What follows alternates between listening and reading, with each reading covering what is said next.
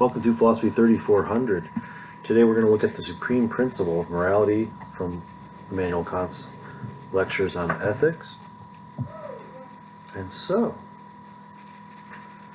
let us begin. This is going to take a bit of time, and I'm going to try to proceed fairly closely and carefully through this lecture as best I can. Under the circumstances. So, looking on page 36 then, let's have a look at how Immanuel Kant begins to set the table here to articulate what he's calling the supreme principle of morality. Okay. We must distinguish, Kant says, between measuring rod and mainspring. The measuring rod is a principle of discrimination. The mainspring is the principle of the performance of our obligation. Confusion between these has led to complete falsity in the sphere of ethics. If we ask, what is morally good and what is not, it is the principle of discrimination which is in question, in terms of which I decide the goodness of the action. How do I distinguish between something that is morally good and something that is not morally good? How do I discriminate, and that is, and tell the difference between them? But if we ask, what is it that moves me to act in accordance with the laws of morality, we have a different question, right? A question which concerns the principle of the motive.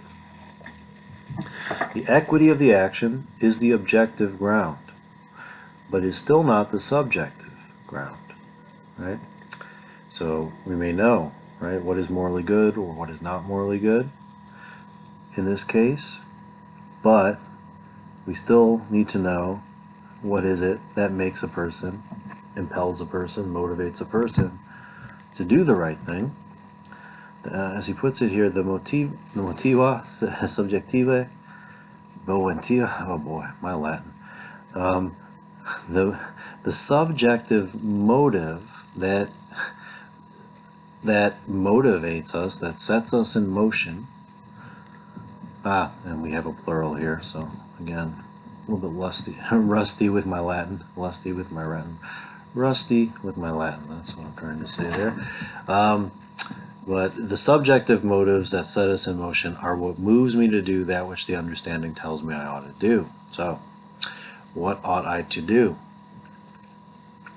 So, knowing what the right thing to do is, right, my takeaway here is, right, what Kant is saying here is that knowing what the right thing to do is not the same thing as knowing why I should do the right thing.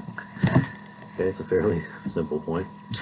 The supreme principle of all moral judgment lies in the understanding. That of the moral incentive to action lies in the heart, right? He talks about this in various ways, but a good will, having good intentions, that's a feeling that we have in our hearts that is separate from, and also, the feeling that we should do the right thing, that we must do it. Our motivation to do it, and to do it with the right feelings, separate from our identification of what that right thing to do is. So this motive he's talking about, this sort of internal and has to do with feelings, is what he calls moral feeling. We must guard against confusing the principle of the judgment with the principle of the motive. First is the norm, the second, the incentive. The motive cannot take the place of the rule. Where the motive is wanting, the error is practical. But when the judgment fails, the error is theoretical. And so these are two different ways, you might say, to go wrong in your attempting to act morally. You can recognize what the right thing to do is, but not really be impelled to do it, and that's what Kant is calling a practical error. The problem here is your motivation. You can also be mistaken about what the right thing to do is. Then whether you have the motivation or not is going to be irrelevant. In fact, you're better off not being motivated in that case, right? Better off not being motivated. You're better off, for instance, staying home on January 6th and not being motivated because your judgment was in error, right? Okay, so we shall now proceed on page 37. Kant writes, we shall now proceed to indicate shortly and negatively what does not constitute the principle of morality? Thanks, Kant. He's going to help us understand where the principle of morality is not, rooted or based or grounded. Firstly, he says there's nothing pathological about it. In other words, it's not something that we need experience of. It's not something that we must suffer in order to understand. Immanuel Kant here could not disagree more strongly with the Greek tragic playwright Aeschylus that we suffer into truth. Not in this case, Kant wants to say. You don't need to suffer into moral truth for Kant, right? You don't need to do the wrong thing and experience all the unpleasantness that might be associated with that in order to learn what the right thing is or something. It'd be pathological, Kant says, if this supreme principle, were derived from subjective grounds, from our inclination and feeling. There is no pathological principle in ethics because its laws are objective, the laws of reason itself, Kant thinks, and our minds are roughly the same here. We all reason in roughly the same ways, he believes. And so therefore the laws are objective and deal with what we ought to do, not with what we desire to do. Two different things, Kant thinks. We have to separate these things. Now, isn't it nice when what we ought to do is what we desire to do? Sure. But at the end of the day, moral action is doing what we ought to do, whether or not we desire to do it. And then ultimately, I think the idea is we work on ourselves, we engage in self-reflection, we learn to love doing what we're supposed to do. And then we make ourselves into these genuinely good people with good will towards others, with good feelings inside as we do the thing we're supposed to do. Okay. Ethics, Kant goes on here on 37. Ethics is no analysis of inclination, but a prescription which is contrary to all inclination. Here's a test of ethics for Kant, right? Does it rub you the wrong way? Does it go against your inclinations? Well, you might be onto something, Kant thinks. That's kind of what ethics is supposed to do. Pathological principle of morality would consist in an instruction to satisfy all our desires, and this would constitute a bestial Epicureanism, a vulgar kind of hedonism that Kant is terrified of, right? Which is, pursue happiness, satisfy whatever desire you have. That is morality. Life, liberty, and the pursuit of happiness. Just satisfy your desires. Well, according to Kant, that is, that's the road to hell, paved with good intentions. Okay.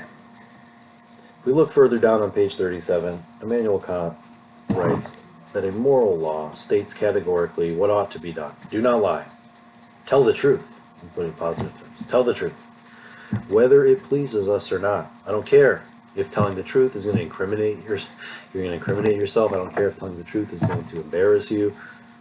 I don't care if telling the truth is going to, be frustrating for you or whatever the case might be. Tell the truth, whether it's pleasing to you or not. It is therefore not a case of satisfying an inclination, right? My inclination is, can I just, get people to like me? Can I get people to help me accomplish my goals? Telling the truth at all times is not going to help me do that, so can I just stretch the truth whenever it's convenient for me? Okay, so a moral law states categorically what is to be done, what ought to be done, and it's therefore not a case of satisfying an inclination. If it were, there would be no moral law, but everyone might act according to his own feeling, which incidentally is the British occultist Aleister Crowley has famously articulated something like this as a kind of nihilistic version of the moral law, right? Do whatever you like. There's the law. Good luck with that. I mean, this is the bestial Epicureanism that Immanuel Kant's afraid of. But that's the idea, right? Either we have a moral law and we all are going to be held to it and hold each other to it, hold ourselves to it, hold others to it, and it's the same for everyone, and there aren't exceptions to the rule, and just because you're rich or you belong to this race or this nationality or this religion or whatever, you don't get special consideration. Either we have something like that, Kant thinks, or we end up with a situation where everybody gets to do what they want, and ultimately nobody can really live with anyone else in any kind of reasonable manner. All right, moving forward to 38 then, I think let's continue to follow through Kant's sort of objections and his attempt to sort of, I have a place for feelings in moral philosophy, but also to object and criticize a kind of position that he thinks overly emphasizes the role of feelings in moral philosophy, sometimes reducing, moral philosophy to just having the right feelings in your heart, in a kind of mystical way, right? So, on the top of page 38, just a few lines down from the top, Immanuel Kant writes that to have recourse to feeling in the case of a practical rule is quite contrary to philosophy. Every feeling has only a private validity, and no man's feeling can be apprehended by another. In other words, right, you might feel a certain way. It's not something that that anyone else can actually know with certainty. Okay, we have no way to really ascertain how anyone really feels, and even if we could, the mere fact that someone is feeling something doesn't necessarily mean that we are too. If a man argues, quote, he feels in himself that it is so, that's just the way it is, I just feel it in my heart, that's the right thing to do, Kant observes, this kind of argument is a tautology, right? There is no actual explanation here. I feel this way, and therefore this is so, and therefore I feel this way. We don't even know, right? It's just a brute fact that somebody is postulating that can have no weight for anybody but that person, right? Ultimately. His feeling can have no value for others, and the man who once appeals to his feelings forswears all rational grounds, right? How do you feel about this, huh? How do you feel about this? That's, something for a person in would think. You can talk to your counselor about that. You can talk to your priest or pastor about this, okay? But if we're actually trying to understand what we should do, somebody's feelings are ultimately going to be irrelevant if we're trying to use those feelings as a basis. And, an insight I think that's lurking in the background here is people have felt all manner of ways about all sorts of things throughout human history. People have felt horrified and literally wanted to vomit in the presence of something that for other people they felt intense feelings of joy and far from being nauseated are intoxicated or enthusiastic in some situation. In other words, your feelings are no indication of anything else other than some sort of passing state, or in any case, they have no universality, I think is what he's getting at, right? This is something that can be quite different across different people.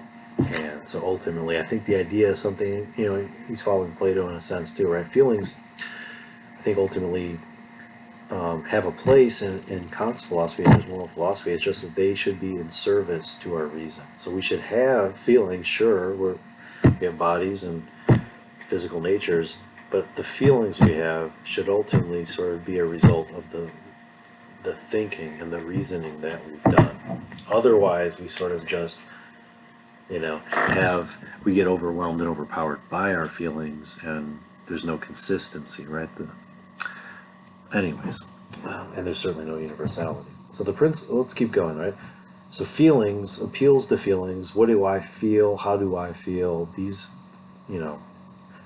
to go down this path in moral philosophy is to just give up any sort of rational basis that we can agree on that is universal, that cuts across private individuals from different backgrounds. Now, let's look at his criticism, his objection to this ideal, and frequent idea in the history of ethical philosophy that would reduce ethics to simply rules of prudence for our action. In other words, the point of ethics now is to help us sort of maximize our own self-interest as effectively as possible.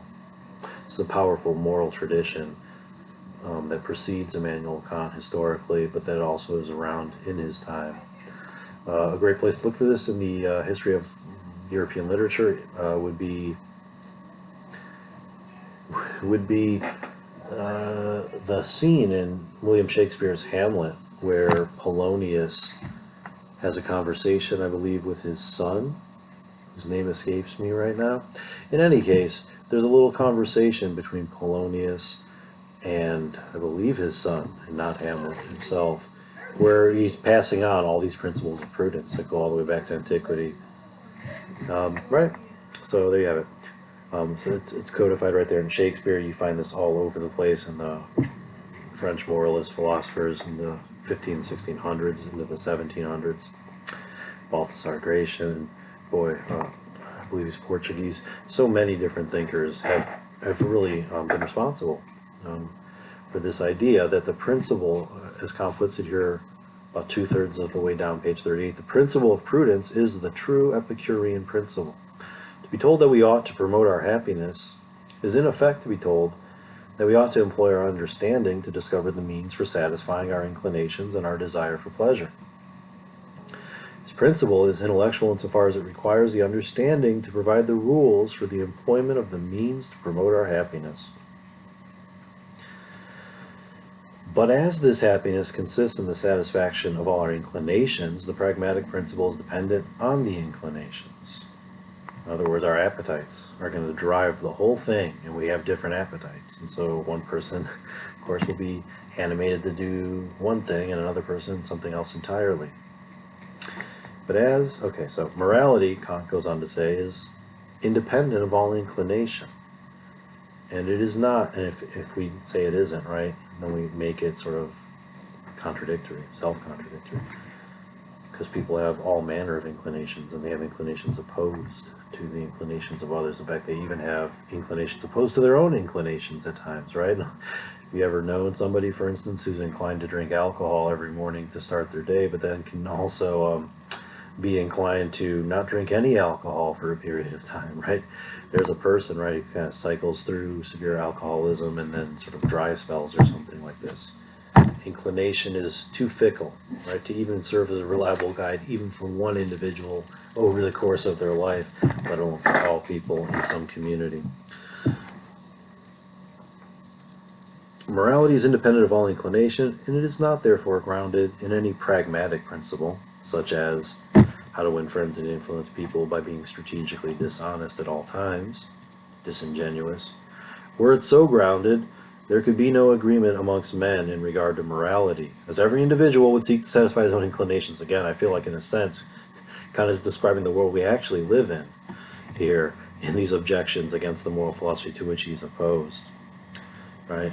We just have a bunch of people pursuing their own happiness with their own principles, and everybody can just make this up as they go along, and if you don't get caught, what's the harm? Okay.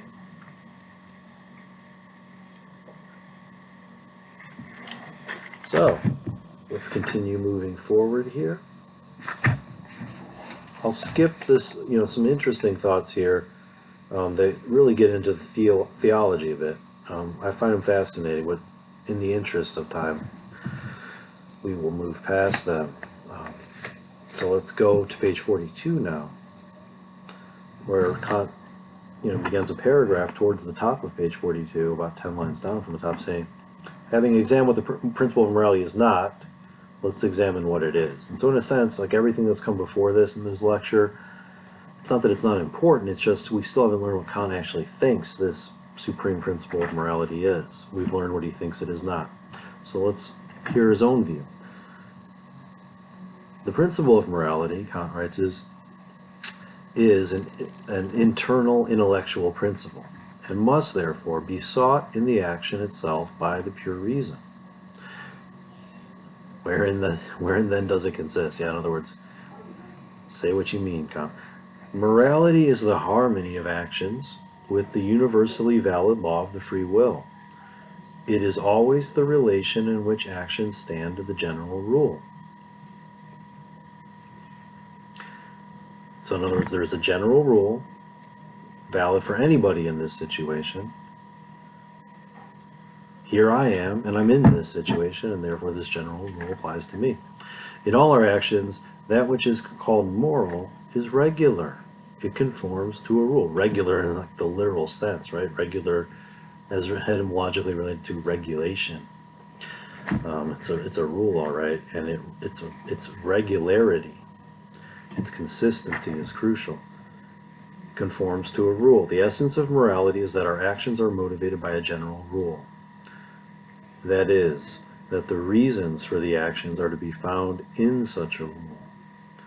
If we make it the foundation of our conduct that our actions shall be consistent with the universal rule, which is valid at all times and for everyone, be honest, Kant thinks is one example here of such a rule, then our actions have their source in the principle of morality.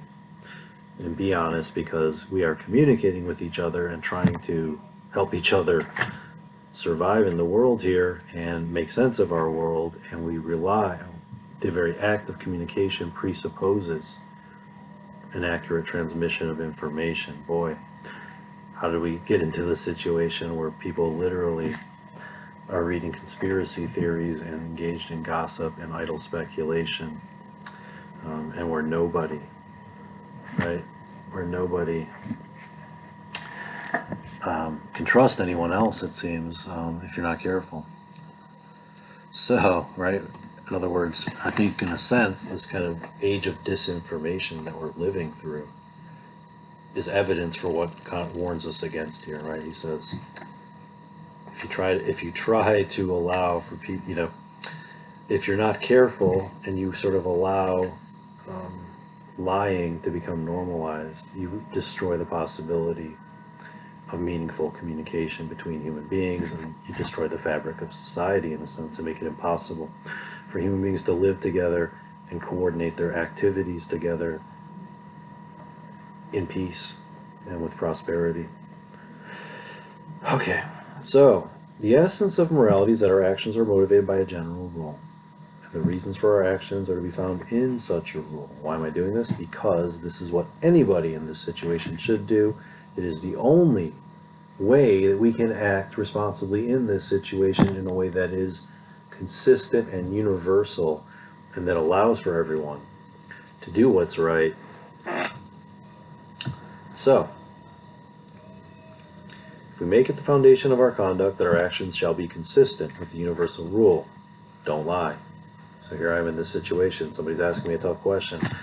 Boy, I feel tempted to maybe not stretch the truth, but I'm not going to lie. Valid at all times and for everyone, that our actions have their source in the principle of morality.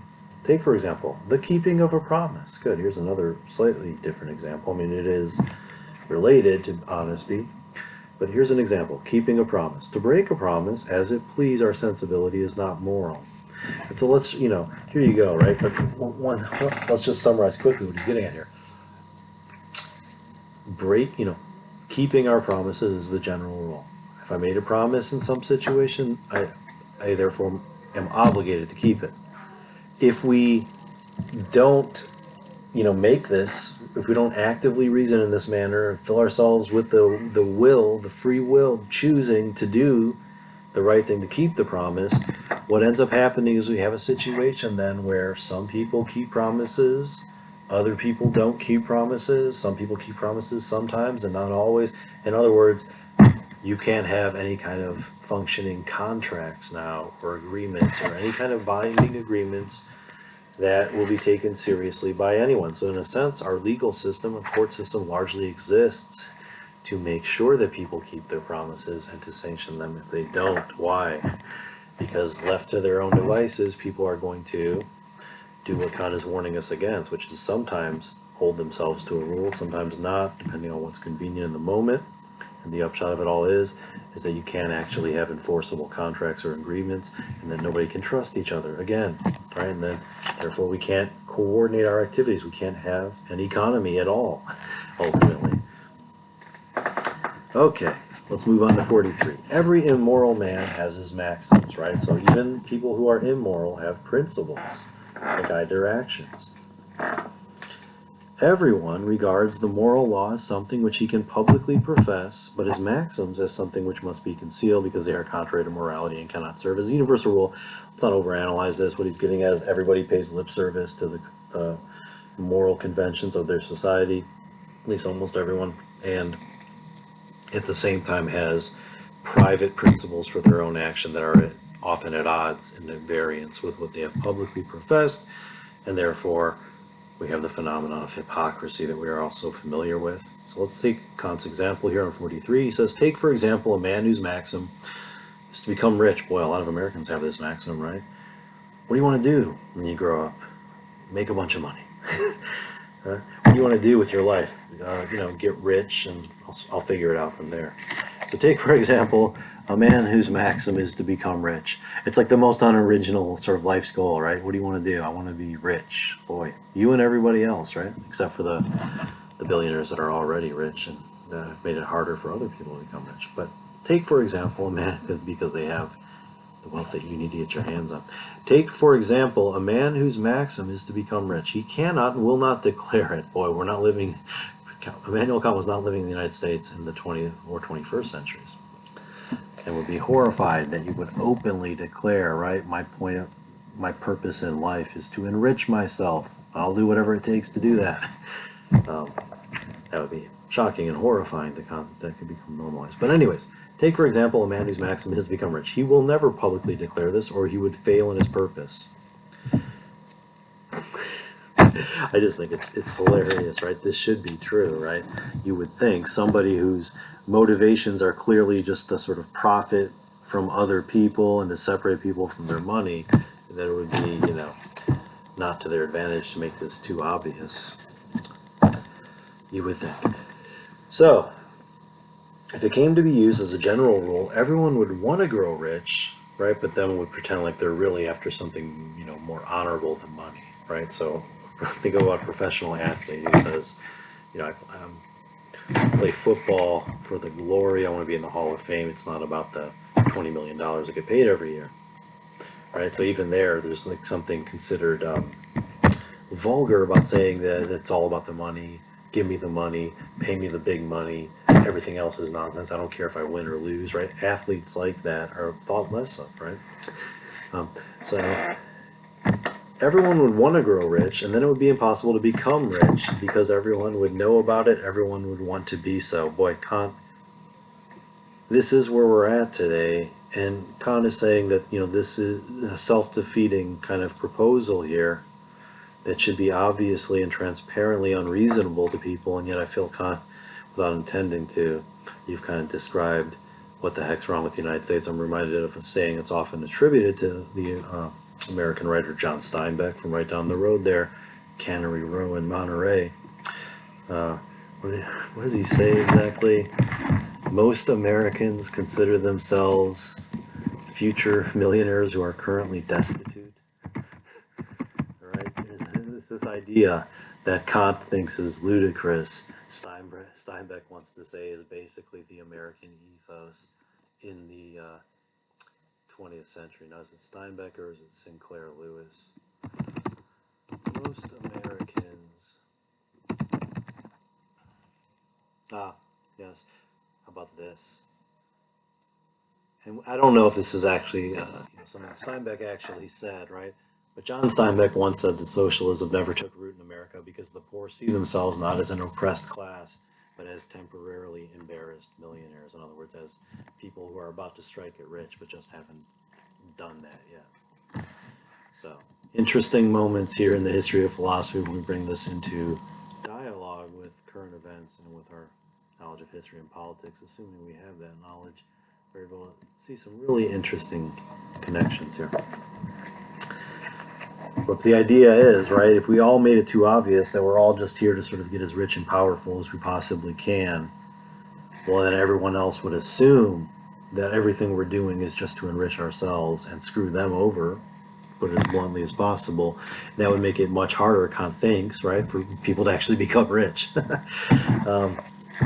Pretty hilarious, and yet, not a bad description of the kind of madness and mania that has overtaken this country. How about this? A few lines down. May a man, for instance, mutilate his body for profit? May he sell a tooth, or how about this, an organ? May he surrender himself at a price to the highest bidder? I mean, you have to go over to Nevada to do this, but, there are ranches where you can do sex work. You can surrender yourself at a price to the highest bidder. What is the moral aspect of questions such as these? I apply my understanding to investigate whether the intent of the action is of such a nature that it could be a universal rule. What is the intent in these cases? It is to gain material advantage. So could that become a universal rule for everybody's action, right? Act in such a way that you sort of maximize your material wealth. And the answer is, of course, no, because and I think what Kant's not really articulating here is the idea is something like this: capitalism requires a working class. For there to be rich folks, there must be poor folks. And the idea is, and that's when you think then through the implications, the idea here is it's impossible that everybody could be wealthy. If everyone were wealthy, the idea is no one would actually be wealthy any longer because no one would be poor and whatnot, right? In other words, to gain material advantage. Could that be a principle guiding all our action? I mean, it certainly is the principle of what he's calling prudence. It's a common principle, and it is a terrible principle because he thinks it sort of asks us to do the impossible. And again, it turns us into evil people, he thinks, because it turns us into the kinds of people who hold ourselves to one rule while holding others to another. I can lie to you and enrich myself as a result, but if you lie to me, you're finished. That kind of approach. We are, he says, however, so it's obvious, he says, that in acting in such a way that everything I do is to gain material advantage, man reduces himself to a thing, to an instrument of animal amusement. It's not just that man reduces himself to a thing. The person doing this also reduces everyone else in their environment to things, right? The idea is you are either an obstacle to me accomplishing my goal of gaining material advantage, or you are going to help me accomplish that goal. And based on whether you're going to help me or you're going to be an obstacle, I'm going to treat you differently, right? And have different strategies and approaches for how I interact with you. We are, however, as human beings, not things, Kant wants to remind us, but persons. And so are others as well. Let's remember that. And by turning ourselves into things, we dishonor human nature in our own persons and in the persons of others. And yes, Immanuel Kant, we are doing that. We are dishonoring human nature in our own persons and in the persons of others, in turning ourselves into vehicles for the generation of profit and wealth, and in turning others into hindrances or helps towards that goal. And everyone kind of doing this to each other. We then find ourselves in this ridiculous situation. Okay. Let's move forward. Very illuminating remark on page 44. I don't think it gets much more important than this in Kant's ethical philosophy. In all moral judgments, the idea which we frame is this: what is the character of the action taken by itself? Is it, in the context of this situation, is that the thing to do or not to do for anybody who finds himself there? Regardless of the outcomes and of whether it's beneficial or advantage to that specific individual in that moment or not. If the intent of the action can, without self-contradiction, be universalized as morally possible, if it cannot be so universalized without contradicting itself, it is morally impossible. And that's the simple test. Can you make this into a universal rule in such a manner that it does not lead to a contradiction that would make that action impossible for everybody to do it? That's all. At the end of the day. Now, it might seem like, and I want to just clarify one thing. You might say then, so take Kant's example, right? Tell the truth. If you imagine a situation where people make an exception to telling the truth anytime it's convenient, you then have a situation where no one can trust each other and where communication is compromised, and it limits our ability to do things that we need to do to just make a decent life, a human life at all for ourselves.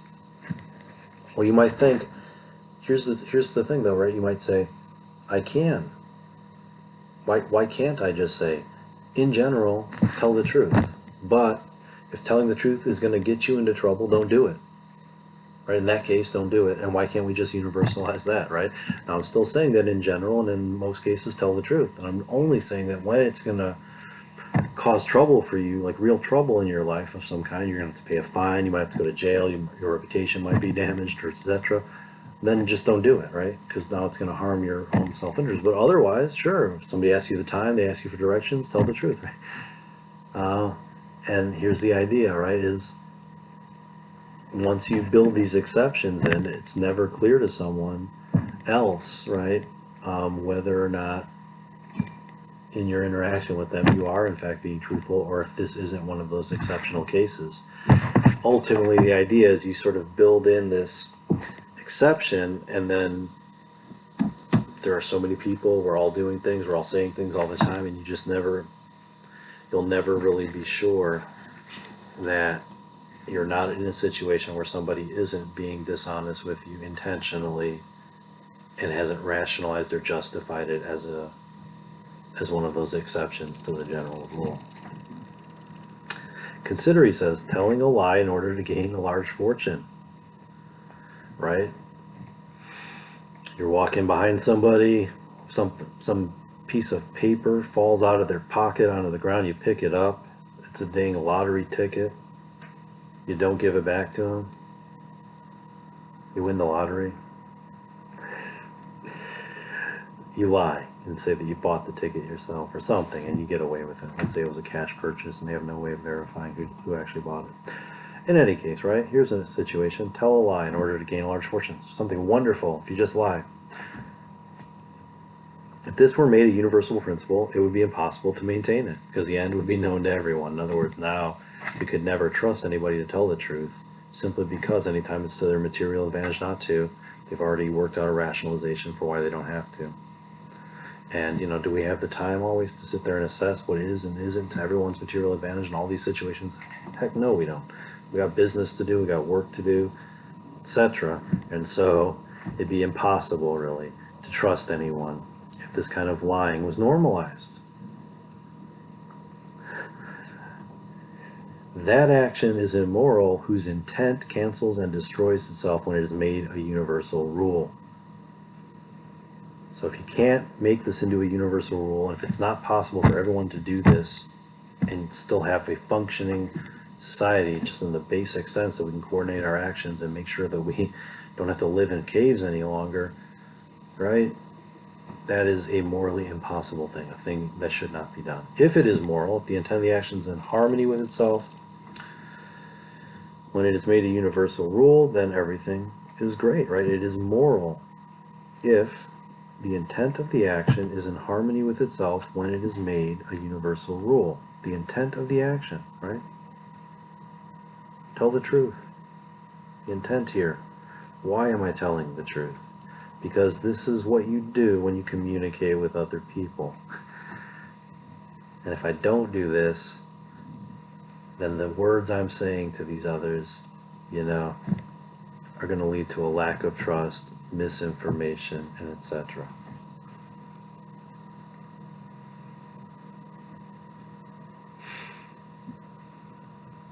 Now, if we look in the bottom of page 44, here's an interesting point.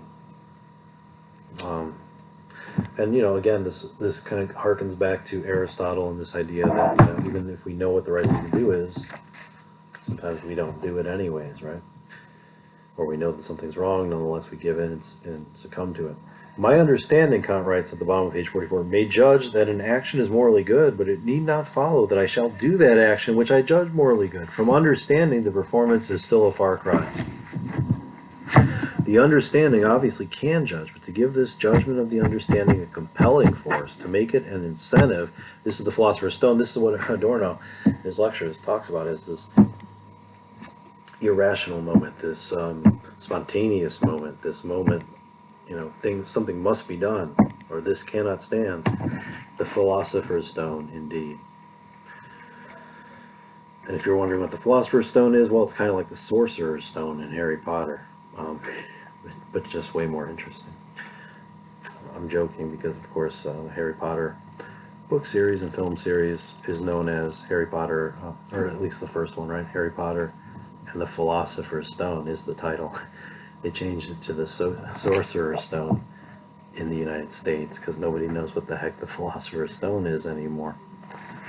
If you don't know, I'm not going to tell you. It's a trade secret. Okay, it's a trade secret. You have to be initiated into philosophy further before this is revealed. Now, anyways, we're getting into this idea that we can understand what the right thing to do is. We can have good reasoning that supports this being the right or wrong thing, the right thing to do, the wrong thing, and therefore the thing to avoid doing. Nonetheless, how do we motivate, right, ourselves to do it? As he puts it further down here, about 10 lines down from the top on 45, immoral actions conflict with this rule, right? So, telling a lie, obviously, conflicts with the rule to be honest. They cannot be made a universal rule. If everybody lies, we therefore can have no communication.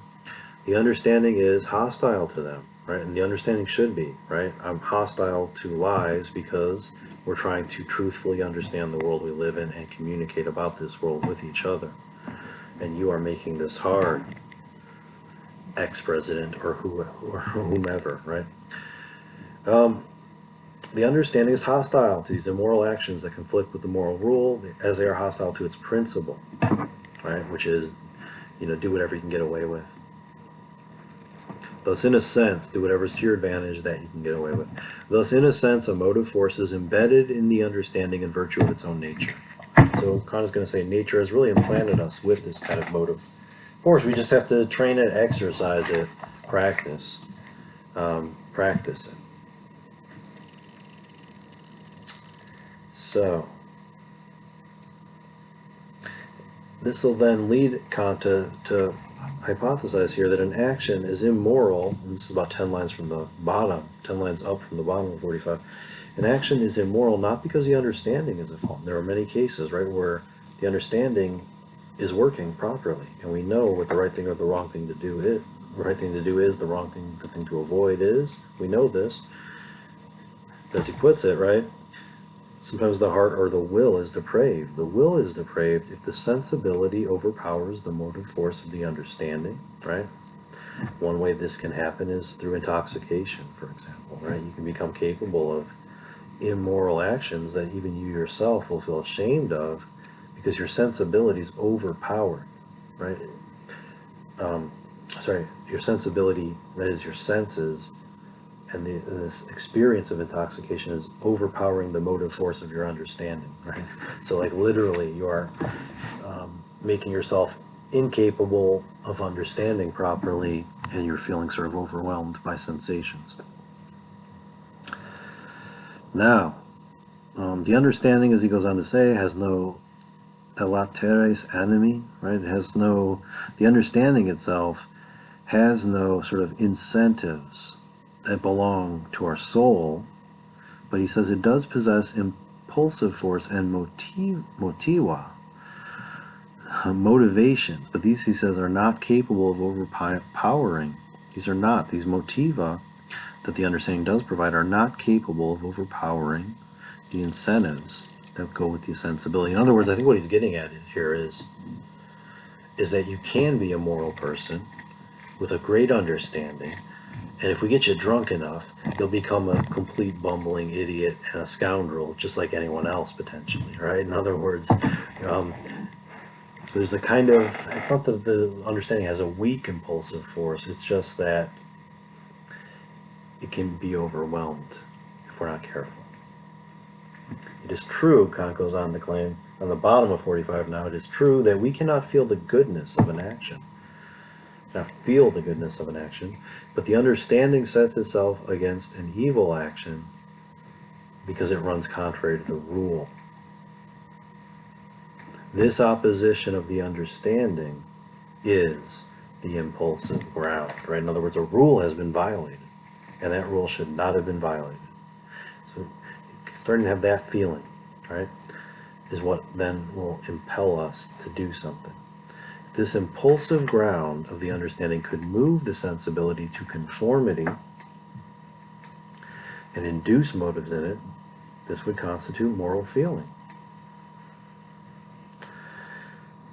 So, on what, Kant asks, on what does a person's possession of moral feeling depend, right? How do we get moral feeling? How do we How do we create the right moral feelings in ourselves? Anyone, he says, can see that an action is disgusting, but only the man who feels disgust at it has moral feeling.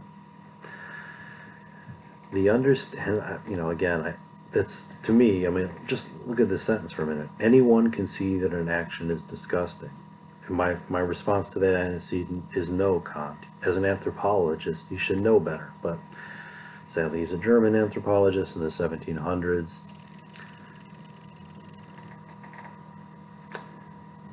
Actions deemed disgusting in one culture at one time are deemed morally obligatory and beautiful by another culture at another time. So no, anyone cannot see that an action is disgusting, Kant.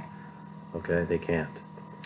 But I wish they could, right? I wish it was that simple. Anyone, but let's follow Kant here. Anyone can see that an action is disgusting. His main point, though, is that merely registering that something's wrong isn't enough for us to have moral feeling. We must feel disgust in the presence of what is wrong to have moral feeling.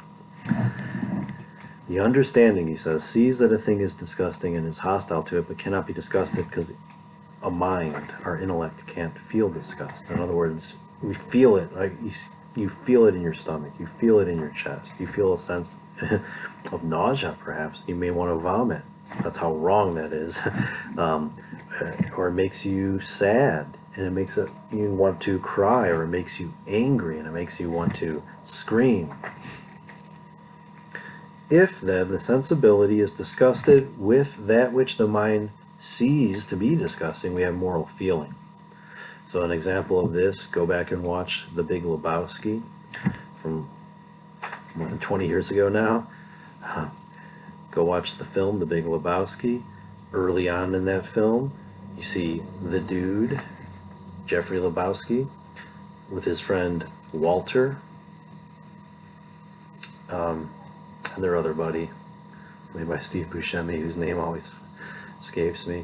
Anyways, they're there at the bowling alley. They're bowling. They're in a league, and Walter sees somebody on a different bowling team playing in the competition with his team. He sees this guy Smokey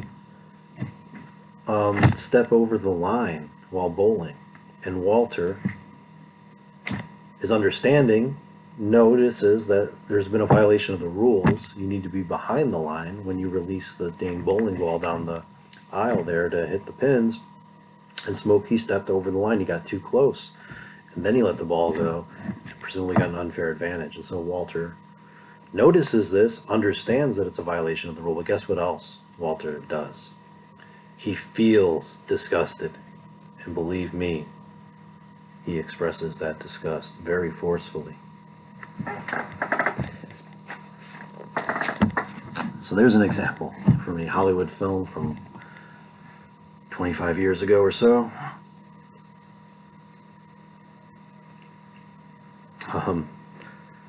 Now, it's quite impossible, Kant writes, to make any man feel disgust at vice. Can't force somebody to feel it. We can only tell him what our understanding apprehends and bring him to the point of apprehending it also.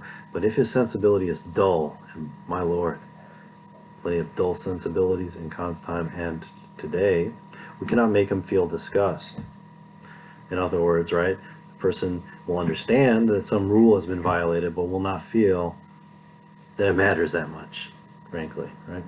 He recognizes that the action is abhorrent, right? If we all threw our garbage out our car window, we'd live in a giant trash dump.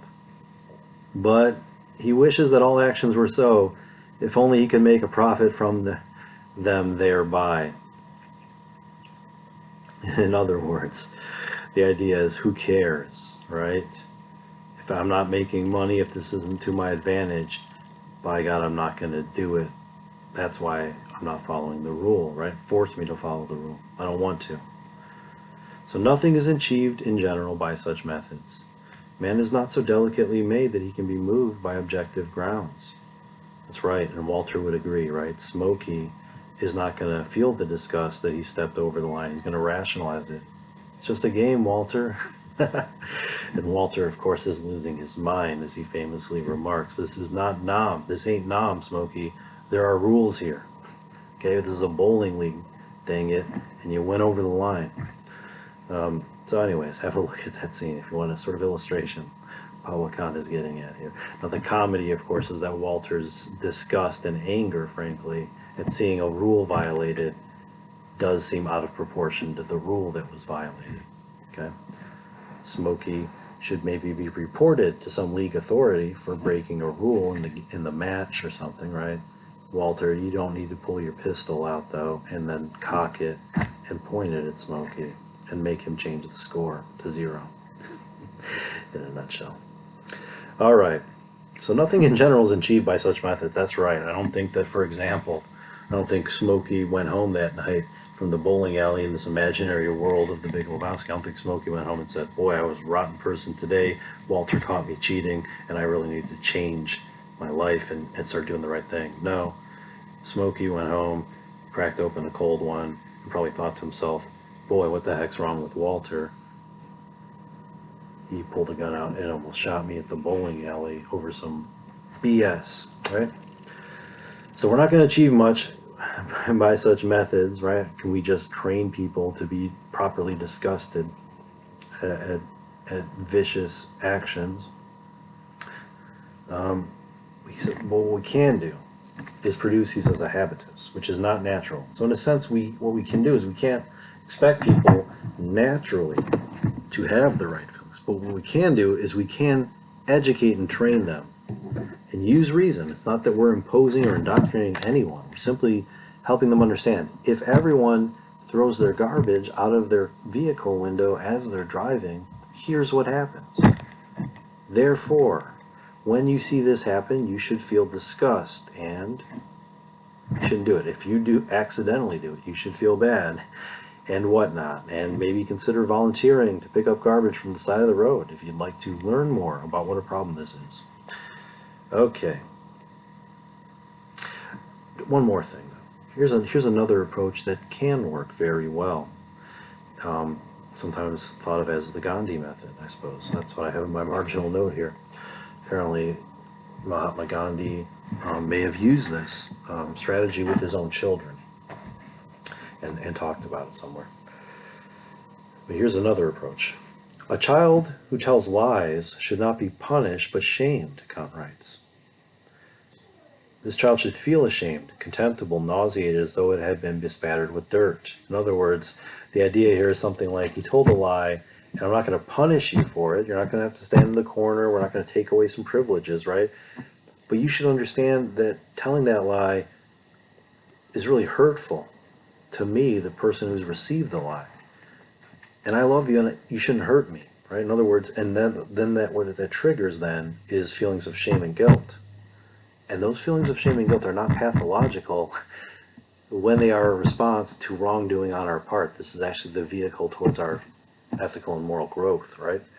And so you harness people's capacity to feel shame, but you do it in the right way, right? You show them to do this is shameful.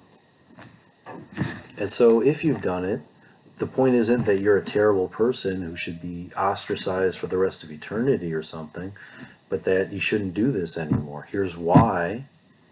Feel shame because it was not the thing to do, and here's why it's not the right thing to do, and here's why it's shameful. Now please, right, don't do it again. Don't do it anymore. That kind of thing. Okay, we've said enough. We've certainly gone on longer than I intended. I hope this has been helpful. I will see you again soon.